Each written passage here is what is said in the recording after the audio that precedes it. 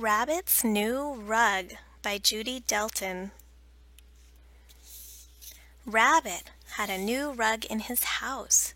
The Flora Floor Store had just delivered it. The rug had large red tulips on it and small yellow daisies. It had green leaves and light blue snapdragons. Rabbit clapped his paws together. "My new rug is so pretty. I'll call my friends over to see it." Rabbit dialed Fox's number. "I'll be over as soon as my strawberry jam is cooked," he said. Then Rabbit called Owl. "I'll come as soon as I finish my nap," he said sleepily, looking at his watch. Rabbit was waiting at his door for his friends. When Fox arrived, he looked over Rabbit's shoulder at the new rug. "What a beautiful rug," he said. "What fine-looking red flowers. Red is my favorite color, you know." Fox began to walk into the house. "Don't walk on the rug!" shouted Rabbit, holding up a paw. "Look, Rabbit, you invited me over. Am I supposed to stand outside?" "Walk along the edges of the room, then," said Rabbit. "Just don't step on the rug." Fox sighed and squeezed close to the wall. "I hope you wiped your feet on the mat," scolded Rabbit. "You really should have worn your galoshes in this weather." "Rabbit, it is summer. No one wears galoshes in summer. Here, I brought a jar of jam for you." "Thank you, Fox, but we'd better not open it. Some might get on my rug and leave a terrible sticky spot." "It wouldn't show if it fell on the red flowers," said Fox under his breath. Soon Owl came to the door. He handed Rabbit a plate of brownies. "From the bakery," he yawned. "I wanted to bring a treat, and I didn't have time to bake so early in the day." "Early?" said Fox. "It's 2 o'clock. The day is half over." "Not for me," said Owl. "It hasn't even begun yet." "Thank you for the brownies, Owl," said Rabbit, "but we had better not eat them. Someone might spill crumbs on my new rug." Owl looked at the rug. "That is a fine rug, Rabbit. Almost too pretty to walk on." "That's why I'm standing here near the wall," muttered Fox. Just then Raccoon came by and looked in the door. "Why, Rabbit, you have a new rug," he said. Then he noticed his friends leaning up against the wall. Raccoon wondered why they were standing there. But before he could say anything, Rabbit asked, "Are you molting, Raccoon? Black hair would look bad on this new rug." "No, no, I'm not molting," said Raccoon. "I think birds molt," he said, frowning at Owl.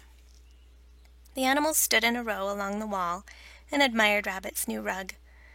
"The flowers look real enough to pick," said Fox.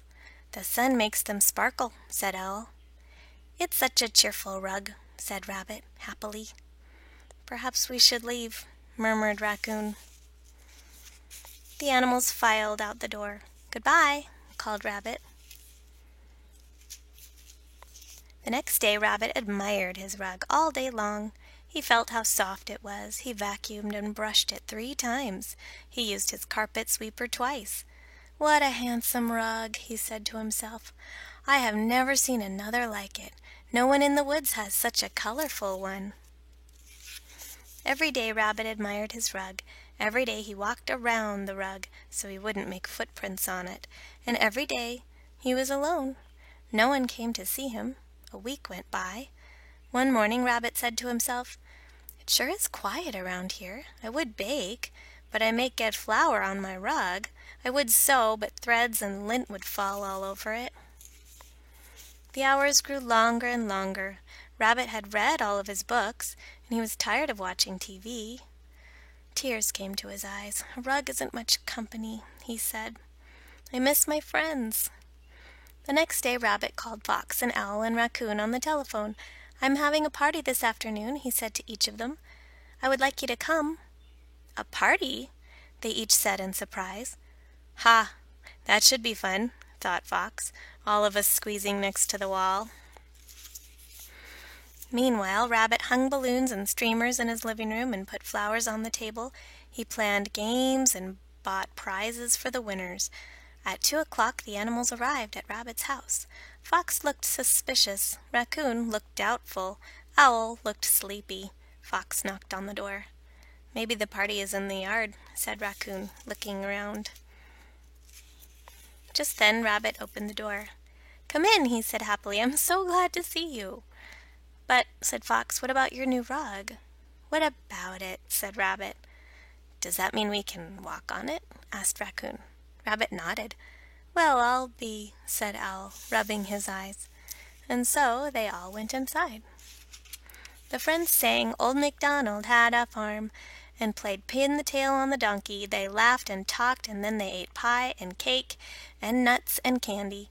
Rabbit did not say anything when crumbs fell on the rug. "What a great party!" said Fox. "What good food!" said Raccoon. "It's a fine new rug celebration," said Owl, who was wide awake now. After everyone left, Rabbit sat in his rocking chair. He rocked back and forth on his new rug. He looked at the bright flowers. All around him he saw streamers and balloons and leftover food. Rabbit yawned and then he smiled. "There's nothing like old friends to help break in a new rug," he said. Thanks for listening to Storytime with Amy.